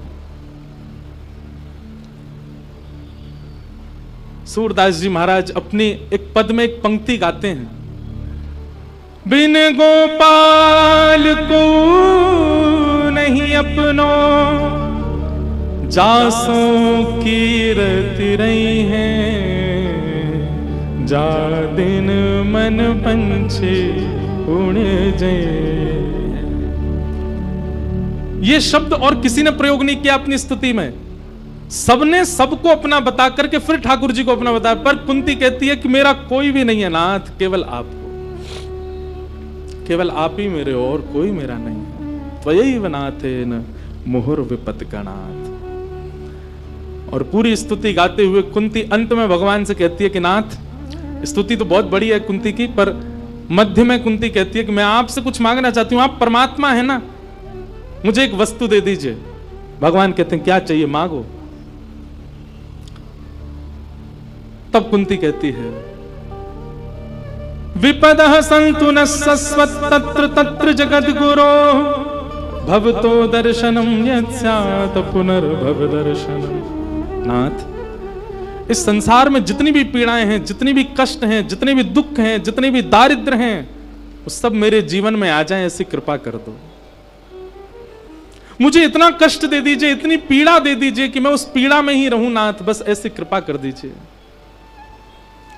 भगवान कृष्ण कहने लगे, बुआ तेने अपना पूरा जीवन कष्ट पीड़ा में निकाल दिया और आज तू फिर से पीड़ा मांग रही, क्यों? अरे देख, युधिष्ठिर के सिर पर हस्तिनापुर का राज्य मुकुट रखा है, महाभारत का युद्ध तेरे बालक जीत गए हैं, अब तो खुशी के दिन आए हैं, अब तो आनंद के दिन आए हैं, तो फिर से पीड़ा मांग रही है। कुंती भगवान से कहती, बोले नाथ, मुझे पीड़ा का सुख नहीं है, पर मैंने ये अनुभव किया कि जब से मेरे बालक हस्तिनापुर के राजा बने हैं, तब से आपने रट लगा रखी है कि अब मैं द्वारिका जा रहा हूं, अब मैं द्वारिका जा रहा हूं, अब मैं जा रहा हूं। हम लोग 14 वर्ष के वनवास में थे, लाक्षा भवन में जलाने का प्रयास किया, हमारे यहां पर ऋषि को भेज दिया, जा हजारों शिष्यों के साथ जाओ, जाकर के पांडवों के यहां भोजन करके जाओ। हर स्थिति में आपने आकर के हमारी रक्षा की, महाभारत के युद्ध में आपने रक्षा की। लेकिन आज जब हमारे जीवन में सुख आया, हमारे जीवन में आनंद आया, तो आप हमें छोड़ करके जा रहे हो। नाथ, मुझे दुख नहीं चाहिए, मुझे आप चाहिए। पर यदि आप दुख की घड़ी में ही साथ रहते हो तो मुझे वो दुख चाहिए। हमारे वृंदावन राधा वल्लभ परंपरा के एक रसिक हुए भोरी सखी। भोरी सखी जी का इतना सुंदर पद है, ऐसो दुख दीजो ही हमार, बिनु पद कंज छटा दृग देखे, को सुहावे नाही, ऐसो दुख दीजो ही हमार। बस्ती छोड़ एकांत बिठावे, बस्ती छोड़ एकांत बिठावे, बातन सो घबराही, बातन सो घबराही, ऐसो दुख दीजो ही हमार, ऐसो दुख दीजो ही हमार। भोरिए से दुख बिन प्यारी, भोरिए से दुख बिन प्यारी, जीवन व्यर्थ गवाही, जीवन व्यर्थ गवाही, ऐसो दुख दीजो ही हमार, ऐसो दुख दीजो ही हमार। भोरी सखी कह रही हैं कि नाथ मुझे ऐसा दुख दो। बोले कैसा दुख? आपको जब तक ना निहार लूं मुझे कोई ना सुहावे। चाहे कितना सुंदर व्यक्ति मेरे सन्मुख ना आ जाए, मुझे वो भाए ना जब तक मैं आपको ना देख लूं। और बस्ती छोड़ एकांत बिठावे, बातन सो घबराहे। संसार की चर्चाओं में मेरा कभी मन ना लगे, पर जब कोई कहे राधा वल्लभ, श्री हरिवंश, वहीं जाने का मन करे, मन हो कि बस वहीं बैठ करके मैं सुनता रहूं। संसारी चर्चाओं में मेरा मन ना लगे, संसार की कितनी भी सुंदर बातें हो उनमें मुझको पीड़ा हो, ऐसी कृपा करो नाथ। ऐसो दुख दीजो। वही बात यहां पर कुंती कह रही है, नाथ मुझे आप चाहिए, और आप यदि दुख की घड़ी में रहते हैं साथ तो मुझे वो दुख ही चाहिए। आप हर समय हमारे साथ रहे, पर जब से हम महाभारत का युद्ध जीते हैं तब से आपने रट लगा रखी है मुझे द्वारिका जाना है, इसलिए मुझे ये सुख अच्छा नहीं लग रहा है, मुझे ये संपत्ति अच्छी नहीं लग रही है, मुझे हस्तिनापुर का राज्य अच्छा नहीं लग रहा है। क्यों आप छोड़ करके जा रहे हैं हमें? और एक बात याद रखिएगा बंधुओं, संपत्ति आने पर, सुख समृद्धि आने पर ठाकुर जी की विस्मृति होती है। तो आप स्वार्थी थे और आप स्वार्थ से ही भज रहे थे ठाकुर जी को, पर सब कुछ आने के बाद भी भगवत भाव नष्ट ना हो, वही भाव प्रधान है, वही भक्ति प्रधान है। कुंती को नहीं भा रहा है सब कुछ, उसको तो केवल यही है कि आप हमारे साथ रहो। मीराबाई के पास में कोई कमी नहीं है, सब कुछ है मीराबाई के पास, लेकिन हर स्थिति को प्राप्त करने के बाद भी मीराबाई सबका त्याग क्यों कर रही हैं? क्यों इन सबके बीच रह के कृष्ण प्रिय नहीं लग रहे हैं, तो सबका त्याग कर रही हैं। भैया वैष्णव भक्त प्रेम का उपासक वो थोड़ा विचित्र होता है, उसकी स्थिति थोड़ी अलग होती है। संसार के लोग कई बार उसको पागल संबोधित कर देते हैं, पर हां वास्तविक में वो ऐसा ही होता है।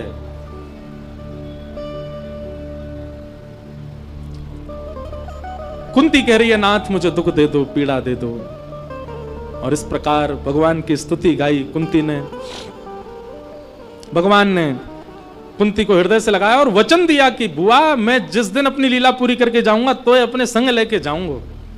और वही हुआ, जिस दिन ठाकुर जी अंतर ध्यान हुए और यह समाचार कुंती को पता चला, कुंती ने अगले क्षण श्वास नहीं ली है, उसी क्षण प्राण त्याग दिए जिस दिन ठाकुर जी ने अपनी लीला पूरी की। ऐसा भाव कुंती का। कुंती ने भगवान की स्तुति गाई। भगवान कुंती को आश्वासित करके अब रथ में आरूढ़ हुए, बोले अब हम चलें द्वारिका। जैसे भगवान द्वारिका को निकलने लगे तो युधिष्ठिर जी रोने लगे। भगवान युधिष्ठिर के रुदन को देख समझ गए कि इनको अविश्वास है मेरे ऊपर। भगवान युधिष्ठिर को लेकर के रणभूमि में गए। कहां? जहां भीष्म पितामह बाणों की सैया पर लेटे। बंधुओं, एक बात बहुत ध्यान से सुनिए हमारी। जीवन चाहे हमारा जैसा हो, पर मृत्यु हमारी भीष्म पितामह जैसी हो। आप कहोगे महाराज जी मतलब बाणों की सैया पे लेट जाएं हम? नहीं, परिस्थिति भीष्म पितामह जैसी नहीं हो, पर वातावरण भीष्म पितामह जैसा हो जाए। आहा, मैं कई बार भागवत में अपना प्रेरणा स्रोत यदि मानता हूं तो वो भीष्म पितामह को मानता हूं। अद्भुत है भक्ति। भीष्म पितामह ने अपनी इच्छा मृत्यु के वरदान का इतना सुंदर सदुपयोग किया। सामने मृत्यु देवी खड़ी है, हाथ जोड़ करके भीष्म पितामह से कह रही है कि मैं आ जाऊं। भीष्म पितामह कहते हैं अभी नहीं। कब आऊं? बोले जब ठाकुर जी मेरे सामने आ जाएं, उनके रूप का मैं दर्शन कर लूं, तब तुम आना। मृत्यु की प्रतीक्षा कर रही है भीष्म पितामह। बाणों की सैया पर लेटे हैं, संपूर्ण रक्त निकल चुका है तन का, और बस प्रतीक्षा कर रहे हैं श्याम सुंदर आ जाएंगे तब मैं प्राण त्यागूंगा। और तभी भीष्म पितामह दिखते हैं पीतांबरी पहने हुए, मोर मुकुट धारण किए हुए, सुंदर मकराकृत कुंडल कानों में पहने हैं, श्याम वर्ण की कांति है, मधुर चंदन की सुगंधी को हवा में बिखेरते हुए, मंद मंद ललित गलित विलास वल्गुहास, टेढ़ी मेढ़ी सी चाल चलते भय श्याम सुंदर उन्हीं की ओर आ रहे हैं। भीष्म पितामह तो आनंदित हो गए। आहा, ठाकुर जी आ गए।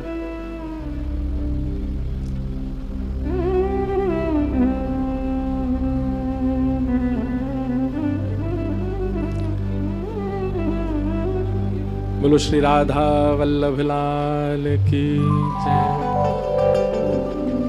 परमानंद, आज कई रसिक जनों का आगमन कथा में हुआ है और हमारे श्री राधा वल्लभ लाल जी के चरण सेवक परम पूजनीय श्री तिलकायत मोहित महाराज जी आए हैं। आपका बहुत बहुत स्वागत। प्रेम और भाव से 2 मिनट श्री राधा वल्लभ लाल जी को प्रणाम करो। जय जय राधा वल्लभ हित हरि वंश,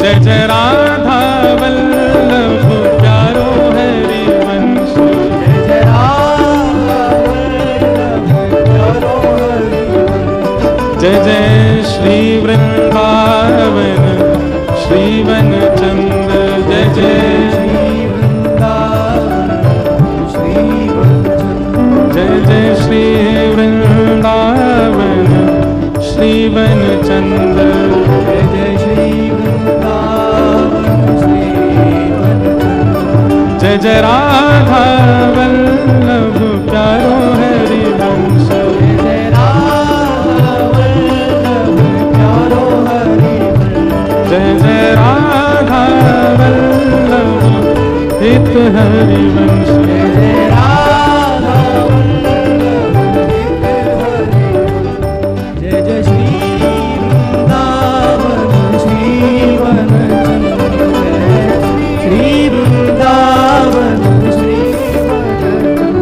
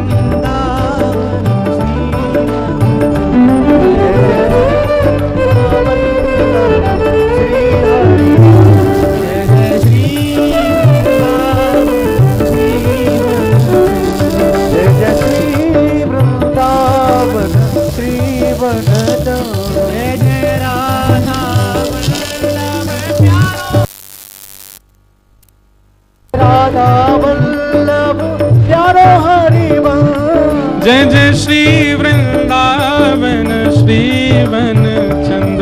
जय श्री वृंदावन श्री वन चंद। जय जय राधा वल्लभ श्री हरिवंश। जय राधा वल्लभ श्री हरिवंश।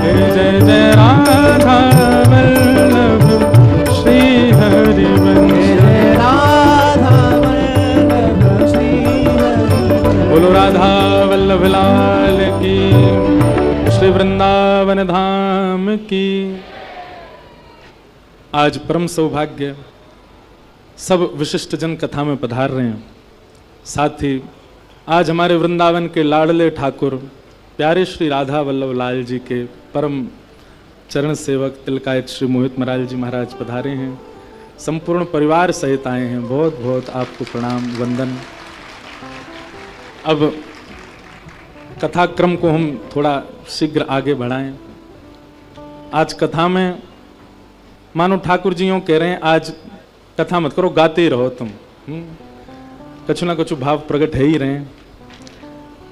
जया किशोरी जी भी आई हैं, आप भी अभी प्रस्थान कर रहे हैं। मैंने कि नहीं, ऐसे नहीं जान देंगे। वृंदावन तो वो वृंदावन है कि वो एक बार आवे तो वह को पकड़ ले, वह को जान नहीं दे। कुछ भाव आपके भी सुनेंगे, उसके बाद ही आप आगे विजय करें। सब अपने व्यस्ततम कार्यों में से आ रहे हैं। महाराज जी पधारे हैं, बहुत बहुत अभिनंदन, स्वागत। किन्हीं का भाव आया था कि महाराज जी आज हमारे राधा वल्लभ लाल जी के महाराज जी आ रहे हैं, तो आज राधा वल्लभ जी का ही प्राकट्य करो कथा में। पर अब क्रम सह चल रहे हैं, तो पहले गोविंद देव जी, फिर मदन मोहन जी, तो आज गोपीनाथ जी, कल राधा रमण जी, परसों राधा वल्लभ जी। और ये तो हमारे लिए बोनस हो गया ना कि आज महाराज जी के रूप में राधा वल्लभ जी आ गए, परसों राधा वल्लभ जी चरित्र के रूप में आ जाएंगे, कथा के रूप में आ जाएंगे। दो बार आना होगा। महाराज जी पधारे हैं, बहुत बहुत आपको वंदन करते हैं। भीष्म पितामह की स्तुति हम थोड़ी सी सुने, उसके बाद फिर मधु पंडित के श्री गोपीनाथ जी प्रकट करके फिर कथा को हम विश्राम की ओर ले चलेंगे। जया जी के भी सुंदर भाव सुनेंगे। सब लोग आनंदित होते हैं उनसे। प्रथम बारी आज मिलना हुआ आपसे भी, तो आना हुआ है। चंडीगढ़ इतनी दूर आए हैं, तो फिर कुछ भाव तो भागवत जी की सेवा में अर्पित करेंगे। सब लोग बहुत सावधानी से सुनो। भीष्म पितामह बाणों की सैया पर लेटे हैं। इतना तो कहना स्वामी, जब प्राण तन से निकले, गोविंद नाम लेकर जब प्राण तन से निकले, पीतांबरी कसी हो, मुखड़े पे एक हंसी हो, छवि मन में ये बसी हो, जब प्राण तन से निकले। बंधुओं, हमारे वृंदावन में आपने एक चीज देखी होगी, कई वैष्णव जनों को आपने देखा होगा, वो गले में कंठी माला तो पहनते हैं, पर उसके साथ साथ इतनी बड़ी तुलसी जी और गले में ऐसे धारण करके रखते हैं। पता है क्यों? वो छोटी सी भक्तमाल जी पहन के रखते हैं गले में, क्योंकि ऐसी भावना, ऐसी कथा आती है कि श्री भक्तमाल जी, एक सेठ जी ने भक्तमाल जी को ला करके घर में रखा, कभी पाठ नहीं किया, केवल ला के रख लिया, अपने हृदय से रोज लगाते थे। और उसका परिणाम यह हुआ कि जब अंतिम समय उनका आया, तो उनके पुत्रों ने बहुत योजनाएं पूछी, क्या करें हम आपके लिए। तो उन्होंने यही कहा, भक्तमाल जी लाओ मेरी छाती पर रख दो। तो जब भक्तमाल जी को उनके वक्ष पर रखा गया, अंतिम श्वास वो ले रहे थे, बस अंतिम क्षण ही था, तभी वो क्या देखते हैं कि भक्तमाल में जितने भक्त हैं सब उनके सामने प्रकट हो गए। श्री ध्रुव जी, श्री प्रहलाद जी, मीराबाई, गोस्वामी तुलसीदास, जितने भक्तों के चरित्र हैं, श्री हितरवंश महाप्रभु, स्वामी श्री हरदास जी महाराज, हरिराम व्यास जी, सब सामने प्रकट हो गए। और सब उन सेठ जी के दिव्य चेतना को ऐसे हाथ पकड़ करके स्वयं निकुंज में लेकर के गए। अंते यामती सा गति, अंत में जो हम सोचते हैं वैसी हमारी गति होती है। अंतिम क्षण में श्री भक्तमाल जी का निवास चित्त पर हो जाए, इसलिए हमारे वृंदावन में छोटी छोटी भक्तमाल जी धारण करते हैं अपने कंठ में। कई संतों, बड़े बड़े संतों को आपने देखा होगा, वो गले में धारण करके रखते हैं ऐसी माला, उसमें भक्तमाल जी होती हैं।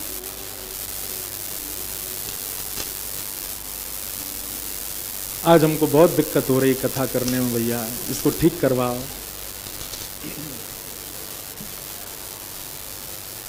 आप सब लोग देखो इधर ही, तो भीष्म पितामह भगवान की स्तुति गा रहे हैं, और स्तुति गाते हुए भीष्म पितामह बाणों की सैया पर बैठे, तभी ठाकुर जी आए। ठाकुर जी के आते ही भीष्म पितामह उनकी ओर देखने लगे। मृत्यु हो तो भीष्म पितामह जैसे ठाकुर जी सामने खड़े हैं, उस समय भले ही किसी की स्मृति ना हो, बस ठाकुर जी दिख रहे हों। पांडव रुदन कर रहे थे, पांडवों ने जाकर के प्रणाम किया, वंदन किया, पर भीष्म पितामह ने उनको जल्दी जल्दी ज्ञान उपदेश करके कहा कि अब आप लोग सब विराजो, मैं अपना काम करूं। और ठाकुर जी सन्मुख खड़े थे, तब भीष्म पितामह ने स्तुति गाई। अगर भीष्म स्तुति का व्यक्ति नित्य पाठ करता है, नित्य गाता है, तो भीष्म स्तुति के प्रभाव से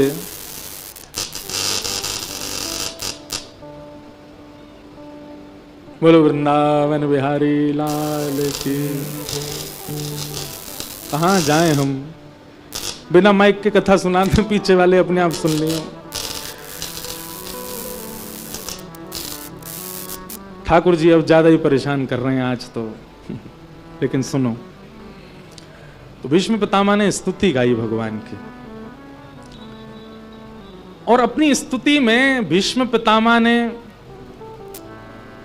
ऐसे भाव प्रकट किए। देखो, मैं कथा में एक बात कहा करता हूं कि व्यंजन का स्तर कब बढ़ जाता है, उसके प्रस्तुतिकरण से। एक ही व्यंजन, कोई भी समोसा है, आप बाहर खा लो तो 10 रुपए 20 रुपए का मिल जाएगा, वही 7 स्टार होटल में खाओ कितने का मिलेगा, 1000-1200 रुपए का मिलेगा। क्यों? प्रस्तुतिकरण, उससे वैल्यू बढ़ जाती है। स्तुति सब गाते हैं, पर स्तुति गाने वाले की प्रस्तुतिकरण कैसा, वो गा किस भाव से रहा, उससे ठाकुर जी प्रसन्न होते हैं। हम सब लोग सुने सुनाए भाव गाते हैं, मीराबाई का पद गा रहे हैं, गोस्वामी तुलसीदास जी का भाव गा रहे हैं, सूरदास जी के भाव गा रहे हैं, पर हमारे भाव से ठाकुर जी प्रसन्न क्यों नहीं हो रहे? क्योंकि हमने प्रस्तुत किया हुआ भाव ही आगे परोस दिया है। इसलिए मैं निवेदन करता हूं, कभी कभी अपने मनोभावों को कहीं लिख करके नवीन रचना करके ठाकुर जी को सुनाया करो। ठाकुर जी रीझते हैं उससे। राधा रमणम हरे हरे नवीन भाव बना के ठाकुर जी के चरणों में अर्पित किया। श्यामा हृदय कमल सो प्रगटो, श्याम हृदय को भाई वृंदावन प्यारो, ये नवीन भाव बना करके ठाकुर जी को अर्पित किया। हमारे लाल जी बड़े प्रसन्न होते हैं इन सब भावों से। कई भाव ठाकुर जी के आते हैं, वो मैंने आज तक गाए नहीं मंच पर एक बात याद रखिएगा, जिसको पाना है उसको गाना तो पड़ेगा, और गाना भी सुना सुनाया मत गाओ। देखो, प्रैक्टिस करो सुनी हुई बातों से, अभ्यास करो सुने हुए पदों से, पर जब प्रस्तुतिकरण का भाव, अपना कोई भाव ठाकुर जी के आगे प्रस्तुत करो जरूर, अपने आप बना करके। भीष्म पितामह ने स्तुति गाई, इतमति रूप कल्पिता वितृष्णा भगवत सात्वत पुंगवे विभुम्ने स्वसुखमुपगते क्वचिद् विहर्तुं प्रकृतिमुपेयुषि यद्भव प्रवाह। भीष्म पितामह भगवान से कह रहे हैं, नाथ मैं जाते जाते अपनी अंतिम इच्छा पूरी करना चाहता हूं। भगवान बोले, तुम्हारी अंतिम इच्छा क्या है? भीष्म पितामह कहते हैं, मेरी एक कुंवारी बेटी है, उसका ब्याह करना चाहता हूं। भगवान बोले, तुम तो ब्रह्मचारी हो, तुम्हारा तो ब्याह ही नहीं हुआ, बेटी कहां से आ गई? भीष्म पितामह कहते हैं, आपने पूरे विश्व को बिना ब्याह के एक बेटी दी है, और वो उसका नाम क्या है? मति। पुत्री कौन? जो पिता से अपनी मनोवांछा पूर्ण कराए वो पुत्री, और पुत्र कौन? जो मां से अपनी मनोवांछा पूर्ण कराए वो पुत्र। आपने हम सब जीवात्मा को एक पुत्री दी है, मति रूपी पुत्री, और उसी मति रूपी पुत्री के भाव के चलते हम पूरा जीवन जी रहे हैं। नाथ, आज मैं अपनी मति रूपी पुत्री का आपसे ब्याह करना चाहता हूं, मेरी बेटी का आप वर्ण कर लीजिए, मति का आप वर्ण कर लीजिए। तो फिर विवाह से पहले पुत्री अपनी कामना रखती है, पर विवाह के बाद अपने पति की कामना पिता से करती है। हमारे जैसे ब्याह हो जाता है तो बहन आती हैं अपने हमारे जीजा जी के साथ, तो फिर बहन को हमेशा कढ़ी पसंद है, लेकिन जब जीजा जी आते हैं तो फोन कर, उनको बैगन का भरता पसंद है, वही बना दो। क्यों? उनकी इच्छा से अब बेटी रहने लगती है। तो भीष्म पितामह का आप देखो स्तुति गा रहे हैं, पर प्रस्तुतिकरण कितना अच्छा। बोले नाथ, हम सब अपनी मति की बात मानते हैं, ये हमारी बेटी है, इससे आप ब्याह कर लो तो आप हमारे जमाई हो जाओगे, फिर आप जो कहोगे वही ये इच्छा प्रकट करेगी, इसलिए मेरी बेटी से आप मति से आप ब्याह करो। भगवान बोले वाह पितामह, तुम्हारी स्तुति गाने का तरीका बहुत अच्छा है, लेकिन भैया बेटी को हम पसंद है कि नहीं पहले पूछ तो लो। भीष्म पितामह बोले त्रिभुवन कमनम तमाल वर्णम रविकर गौरवराम्बरम दधाने। नाथ, आप इतने सुंदर हैं, त्रिभुवन आप पर मोहित रहता, मेरी बेटी आपसे प्रसन्न नहीं होगी? मेरी बेटी को आप बहुत प्रिय हो। हमारे ब्रज में कहमे लाला तेने हम पे बहुत बड़ी कृपा करी जो तुम लाला बन के आए, कहीं तुम लाली बन के आ जाते तो। हे कृष्ण लला तुम होते लली तो गरे कट जाते करोड़न के। महाराज यदि राधा वल्लभ लाल ना होके राधा वल्लभ लाली होते तो लोग बाग जाए जाए करके अपने सिर न्योछावर करके आते, इतने प्यारे लगते। प्यारे तो अब भी लग रहे हैं, अब भी कौन से प्राण नया त्याग रहे हैं, लोग सब त्याग रहे हैं। लेकिन लाला तुमने हमने बहुत बड़ी कृपा करी जो तुम लाला ही हो, कहीं लाली बने आए होते तो कहा होता। भीष्म पितामह कहते मेरी पुत्री को आप बहुत प्रिय हो नाथ, आप बहुत सुंदर हैं, मेरी पुत्री तो आपसे ब्याह करेगी। आहा, भीष्म पितामह स्तुति गाते जा रहे हैं। बंगाल में प्रकट हुए श्री मधु पंडित मधु गोस्वामी, और जब मधु गोस्वामी जी ने एक बार कथा में सुना वृंदावनम परित्यज्य पादमेकम न गच्छति, मधु गोस्वामी ने केवल यह प्रसंग सुना था कि भगवान श्री कृष्ण वृंदावन छोड़कर के एक पग भी कभी बाहर नहीं जाते। ये सुनते ही उनके मन में ऐसी भावना उत्पन्न हुई, बोले वृंदावन छोड़ के कहीं नहीं जाते तो फिर हम काहे को अन्य कहीं पड़े, हम भी वृंदावन जाएंगे। और वृंदावन को बचते बचते बचते बचते श्री मधु पंडित वृंदावन आ गए। वृंदावन में आकर के इतने व्याकुल हो गए, जड़ वस्तु चैतन्य वस्तु सबसे पूछते हैं श्याम सुंदर कहाँ हैं, मदन मोहन कहाँ हैं, गोपीनाथ कहाँ हैं, मेरे राधा मोहन कहाँ हैं। वृक्षों को हृदय से लगा लगा करके, उनको कंठ से लगा लगा करके उनसे पूछते आप ठाकुर जी को बहुत प्रिय हो, वो सदा कुंजों में ही निवास करते हैं, आप बताओ ना मेरे श्याम सुंदर कहाँ हैं। इतने विरह व्याकुल हो गए मधु पंडित। एक दिन वृंदावन में बाढ़ आई, बहुत ध्यान से सुनना, और यमुना जी में बाढ़ आई तो मधु पंडित एक टीले पर बैठे थे, टीला समझते किनारे पर ही मिट्टी का ऊंचा सा टीला था, उस पर बैठे थे। अब जब बाढ़ आती है तो बाढ़ तो सब तो अपने अंदर समेट लेती है। जिस टीले पर वो बैठे थे वो धीरे धीरे खिसक रहा था यमुना जी में, लेकिन मधु पंडित तो एकाग्र चित्त नेत्र बंद करके और विरह भाव से रुदन करते जा रहे थे, नेत्रों से अश्रुपात करते जा रहे थे। नाथ, क्या मैं योग्य नहीं हूं? क्या मुझे इस जन्म में आप प्राप्त नहीं होगे? मधु पंडित जी के उस विरह भाव को ठाकुर जी देख तो रहे थे, लेकिन तभी ठाकुर जी की दृष्टि पड़ी कि अरे ये जिस टीला पे बैठे वो धीरे धीरे बह रहा है जमुना जी में, यदि मैं नैका देर में प्रकट ना भयो तो मधु पंडित बह जाएगो, डूब जाएगो जमुना जी में। ये भावना देखते ही ठाकुर जी से रुका नहीं गया, और इतने में ही एक कुंज लता में साक्षात त्रिभंग लली श्याम सुंदर श्री गोपीनाथ प्रकट हो गए। बोलो गोपीनाथ की, श्री राधा गोपीनाथ प्रकट हो गए, और ऐसे प्रकट नहीं हुए, सचल प्रकट हो गए। और प्रकट होकर के मधु पंडित को जाकर के उन्होंने, वो टीला बह रहा था, वहां से खींच करके उन्होंने बचाया ठाकुर जी ने। मधु पंडित ने जब नेत्र खोल करके देखे, पीतांबरधारी श्याम वर्ण सुंदर मुकुट धारण किया, कटाक्ष नेत्र, सुंदर अधर पर मुस्कान, देख करके एक बार तो मूर्छित होकर गिर पड़े। जब होश में आए तो स्वयं को ठाकुर जी की गोद में पाया। ठाकुर जी बोले कहा भयो मधु पंडित? बोले आप प्रकट हो गए नाथ? बोले हाँ, तेरे भाव से मैं प्रकट है गयो। मधु पंडित और उनकी बड़ी प्रिय वार्ता हुई, ठाकुर जी से उन्होंने कही, बोले नाथ अब सदा ऐसे ही रहो। ठाकुर जी बोले ये घनघोर कलिकाल है, अगर मैं चलता फिरता बोलता रहूंगा तो संसार के लोग मुझे छोड़ेंगे ना, जन कहा मांगेंगे मुझसे। लेकिन तेरी भावना है, तेरी भावना के लिए मैं मूर्तिमंत है के रहूंगा, पर मूर्ति के भाव से सबन को दिखूंगा, तो को नहीं दिखूंगा। तेरे काजे तो मैं साक्षात चल तो फिर तो ही दिखूंगा। और इसी भावना से वृंदावन में ही भूमिगत रूप से विद्यमान श्री राधा गोपीनाथ भगवान मधु पंडित के भाव से बड़भागी हैं कि वृंदावन प्रकट उत्सव चंडीगढ़ के इस भागवत सत्र में सब लोगों को अपने बगल वाले की सौगंध, बिल्कुल शांत हो जाओ। अगर आप लोग बोलेंगे तो आपके बगल वाले के सिर में दर्द हो जाएगा, कसम लग जाएगी उसको। बिल्कुल शांति से विराजो। आज परम सौभाग्य है, नित्य के भांति रोज संत वृंद पधार रहे हैं, वैष्णव जन पधार रहे हैं, ठाकुर जी के यश को सुनाने वाले वक्तागण पधार रहे हैं।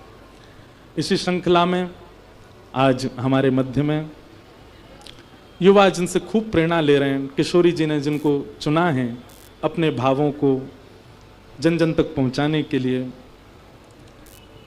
बंधुओं, ठाकुर जी के यश को भी वही गा सकता है जाको ठाकुर जी चुने। हर कोई के भाव आप सुन सब सकते हैं, पर गाने का तो सुख सबको नहीं मिलता, और वह भी सर्वव्यापी। अब गाने का प्रयास भी बहुत लोग करते हैं ठाकुर जी के यश को, पर सब तक पहुंचे वह भी तब होता है जब ठाकुर जी की इच्छा हो, ठाकुर जी की कृपा। अनेक युवाओं तक, विशेष रूप से युवाओं तक अपने भावों को पहुंचाना जिनका उद्देश्य है, ऐसे परम भगवत परम भागवत श्री जया किशोरी जी आज आई हैं यहाँ पर।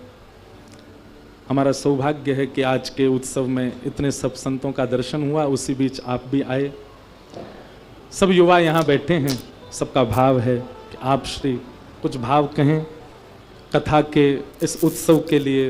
हमारे विपराग जी को इतना किशोरी जी बल दें कि ये हर वर्ष का ये उत्सव अगले वर्ष भी होने वाला है, और अगले वर्ष भी आनंद होगा, खूब उत्सव में उत्साह बढ़ेगा। आप जैसे वैष्णवों का आशीष मिलना इस उत्सव के लिए श्रेष्ठ होगा। उसके बाद फिर हम हमारे मध्य पधारे विराजमान आज हम तो आज जय हो, आज तो हम कथा ही नहीं कह पाए ढंग से, कुछ ना कुछ भाव आता ही रहा, पर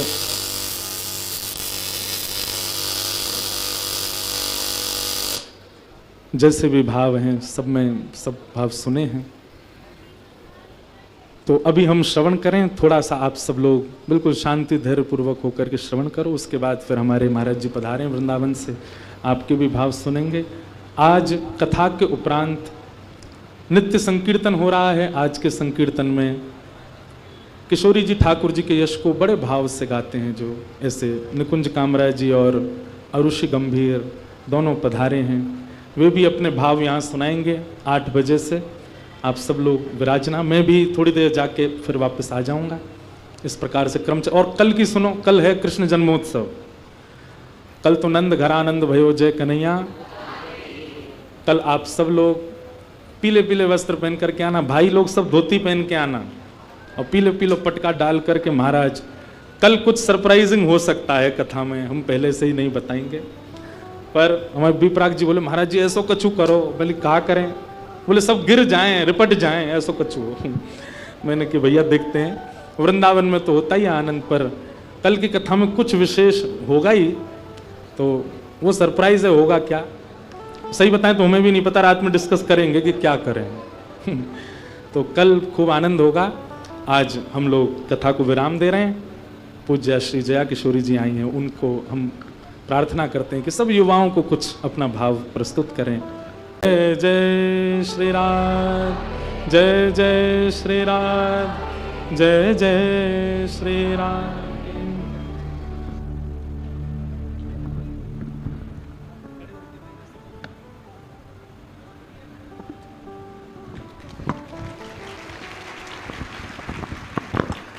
हरे कृष्णा।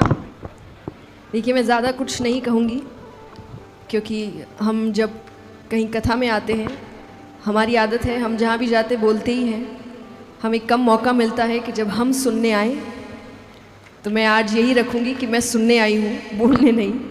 और बहुत बहुत धन्यवाद व्यासपीठ पर इंद्रेश जी महाराज, सभी संतगणों को मेरा प्रणाम। और बीपराग जी के लिए बहुत बहुत धन्यवाद, आपने मुझे निमंत्रण दिया और इस अद्भुत कथा का आनंद लेने का मुझे अवसर दिया। आप सभी का बहुत बहुत धन्यवाद कि आप सभी इतनी संख्या में आए हैं, क्योंकि हम सभी यही कोशिश कर रहे हैं कि आपको भक्त बना सके, भगवान से जोड़ सके। और बहुत सुंदर प्रसंग आज श्रीमद् भागवत की रचना ही इसलिए हुई है कि आपको भगवान से प्रेम कराया जाए, और इसी में उसमें लीलाएं लिखी गई है। ज्ञान को पीछे रख के प्रेम और भक्ति को आगे रखा गया है, क्योंकि किसी साधारण व्यक्ति से भी प्रेम तभी होगा जब उसके बारे में जानोगे। तो भगवान से प्रेम करने के लिए भी भगवान को जानना पड़ेगा, और कथाएं भगवान को जानने का एक तरीका है कि भगवान कैसे हैं, क्यों हमारे लिए ये सब कर रहे हैं, जबकि हमारे पास उनको देने के लिए कुछ है नहीं। आज हर रिश्ता स्वार्थ का है, स्वार्थ से हम काम करते हैं, और ये सच्चाई है, छुपने की ज़रूरत है नहीं इसके पीछे कि नहीं हमारा रिश्ता तो ऐसा नहीं है, सबका यही है। हम स्वार्थ के लिए काम करते हैं। सिर्फ भगवान अकेले ऐसे हैं जो हमारे लिए बिना स्वार्थ के काम करते हैं। तो निस्वार्थ प्रेम, निस्वार्थ प्रेम अगर आप किसी से सीख सकते हैं तो आप भगवान से सीखिए। और सब स्वार्थ का करते हैं, सिर्फ भगवान हमसे निस्वार्थ करते हैं, क्योंकि हम उनको कुछ नहीं दे सकते, उनके पास सब पहले से है। फिर भी वो आपकी सहायता कर रहे हैं। नरसिंह भगत के लिए गाठड़ी उठा रहे हैं, क्या मतलब है? सेवकों की कमी है उनके पास, वो नहीं आ सकते कि आओ भाई सेवक आओ सामान उठाओ, खुद उठा के आ रहे हैं। क्यों उठा रहे हैं? प्रेम है। तो यही सब सुनने के लिए आप कथा में आए हैं, ध्यान से सुने। और बहुत बहुत धन्यवाद। 2 लाइन बस मैं एक ही गाऊंगी कि जो मेरा सबसे पसंदीदा भजन है, कहीं ना कहीं मेरा जीवन यही है।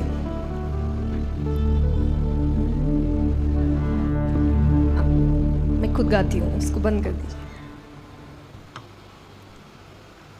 पतवार के बिना ही मेरी नाव चल रही है, हैरान है जमाना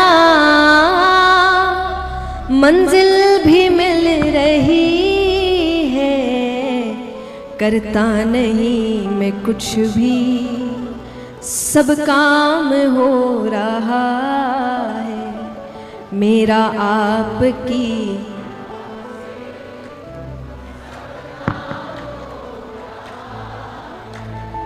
करते हो तुम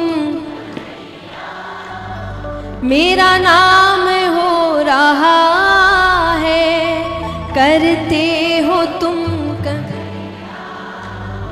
मेरा नाम हो, मेरा आपकी सब काम हो रहा। बोलिए कृष्ण कन्हैया लाल की।